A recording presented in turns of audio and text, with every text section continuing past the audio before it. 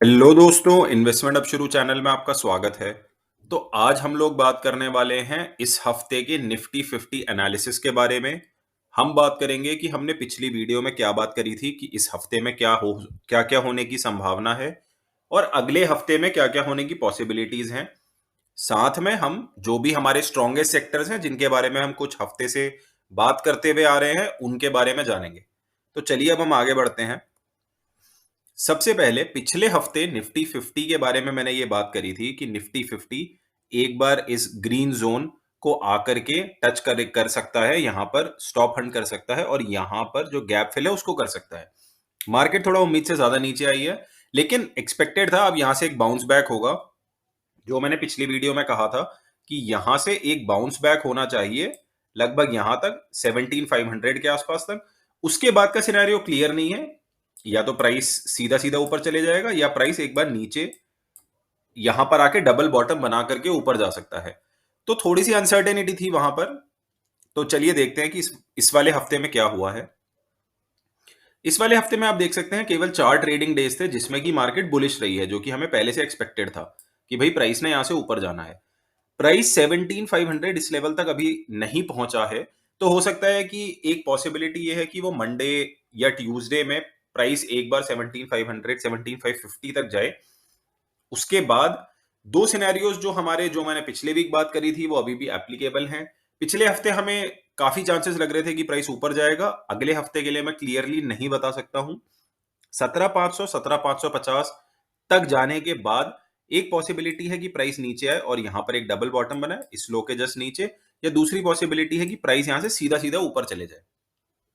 तो अभी अगले हफ्ते के लिए इतनी ज्यादा क्लैरिटी नहीं है कि प्राइस कौन सी डायरेक्शन में जा रहा है, लेकिन दोनों केसेस में ऑन अ लॉन्गर टर्म हम लोग बुलिश ही हैं निफ्टी 50 को लेकर के। तो जो भी लोग अभी फिलहाल निफ्टी 50 इंडेक्स या निफ्टी 20 टाइप की चीजों में इन्वेस्ट करना चाहते हैं, अभी सही टाइम नहीं है। या तो आप प्राइस को इधर नीचे आने दीजिए या फिर इस वाले पिवट पॉइंट को ब्रेक होने दीजिए, उसके बाद ही जाकर के। और ये वाला जो पिवट पॉइंट है वो यही वाला पिवट पॉइंट है, इसको ब्रेक होने दीजिए, उसके बाद जाकर के हमें थोड़ा सा क्लैरिटी मिलेगी। फिलहाल निफ्टी 50 में हमें कुछ नहीं करना चाहिए। अब हम चलते हैं सबसे ज्यादा जो स्ट्रॉन्गेस्ट सेक्टर्स हैं उनके बारे में अब हम जानते हैं। सबसे पहला बैंक्स भी उम्मीद से ज्यादा बेरिश थे, लेकिन पिछले हफ्ते हमने यही बात करी थी कि भाई अपनी इस मूव को रिट्रेस करेंगे, बैंक्स ऊपर की तरफ जाएंगे, बुलिश होंगे और बैंक्स निफ्टी 50 को आउट परफॉर्म कर सकते हैं।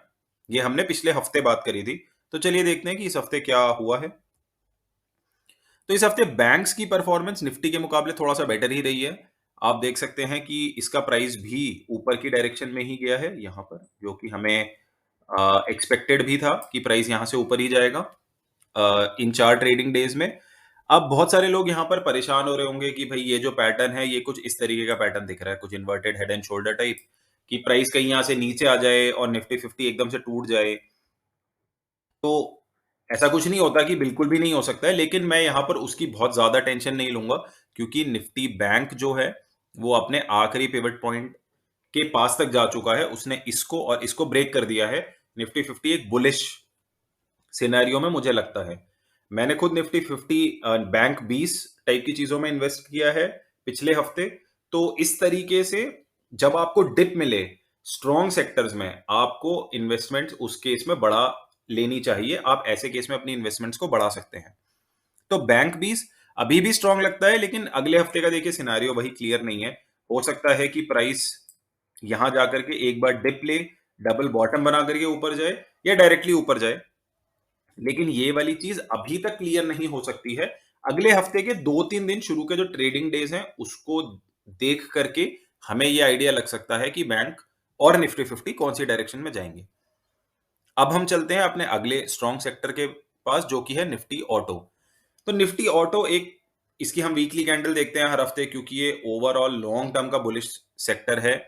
अगेन एडवाइस सेम रहेगी, जब भी आपको डिप मिले आप बाई कीजिए। इस वाले हफ्ते का अगर हम वीकली कैंडल देखेंगे, प्राइस फिर से एक बार नीचे आया था, लेकिन एक विक बना करके ऊपर चला गया है।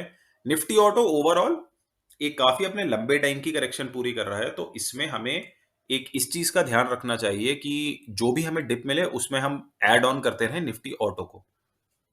लॉन्गर टर्म सिनारियो से अगर अगले हफ्ते में आपको डिप मिलती है या उसके अगले हफ्ते में आपको डिप मिलती है, आपको उस केस में निफ्टी ऑटो के अच्छे स्टॉक्स जो मार्केट लीडर्स हैं, जो सेक्टर्स के नंबर 1, 2, 3, 4 हैं, उनको आप ऐड कर सकते हैं। अब हम आ गए एफएमसीजी पर। एफएमसीजी के बारे में पिछले हफ्ते मैंने ये कहा था कि एफएमसीजी मुझे सारे सेक्टर्स में सबसे वीक लग रहा है, क्योंकि मार्केट जब अच्छा परफॉर्म करती है, यानी कि जब निफ्टी 50 ने अच्छा परफॉर्म करना है, बैंक्स ने अच्छा परफॉर्म करना है, जो कि दोनों बुलिश भी रहे इस वाले हफ्ते में, तब एफएमसीजी जनरली इतना अच्छा परफॉर्म करता नहीं है। और थोड़ा सा एक्सपेक्टेड भी था कि इस प्राइस को एफएमसीजी थोड़ा सा रिट्रेस करे, नीचे की तरफ को आए। तो इस वाले हफ्ते में ऐसा ही हुआ है, काफी बेरिश सा सिनेरियो था। यहां पर आप देख सकते हैं निफ्टी एफएमसीजी के लिए ओवरऑल सेक्टर बिल्कुल भी खराब नहीं है। अगर आपको इस लोज के पास में या इस लोज तक थोड़ा प्रोबेबिलिटी कम लगती है, लेकिन अगर आपको निफ्टी एफएमसीजी में डिप मिलती है, वहां पर आप बाय कर सकते हैं। निफ्टी एफएमसीजी के कुछ सेलेक्टेड स्टॉक्स हैं जो कि काफी अच्छे लग रहे हैं। उस तरह के स्टॉक्स में हमें अपनी नजर बना करके रखनी चाहिए।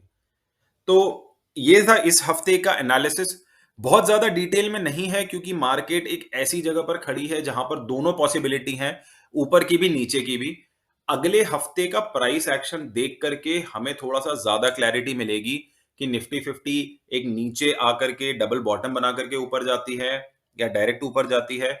उस सिनेरियो के बेसिस पे हमारी स्ट्रैटेजी और आगे का एनालिसिस चेंज हो सकता है। वही सेम चीज एप्लीकेबल है निफ्टी बैंक के लिए और निफ्टी एफएमसीजी के लिए। ऑटोज हम एनीवेज एक काफी लंबे सिनेरियो से देख रहे हैं, एक लॉन्गर टर्म पर्सपेक्टिव से देख रहे हैं। आपको कोई भी डिप मिलती है, आप ऑटो के मार्केट लीडर टाइप स्टॉक्स में आप अपनी पोजीशंस बना सकते हैं। तो चलिए, आज की वीडियो में सिर्फ इतना ही। अगर आपको वीडियो पसंद आई हो तो प्लीज लाइक कीजिए, अपने दोस्तों के साथ शेयर कीजिए और सब्सक्राइब कीजिए। Thank you everyone, thanks for watching.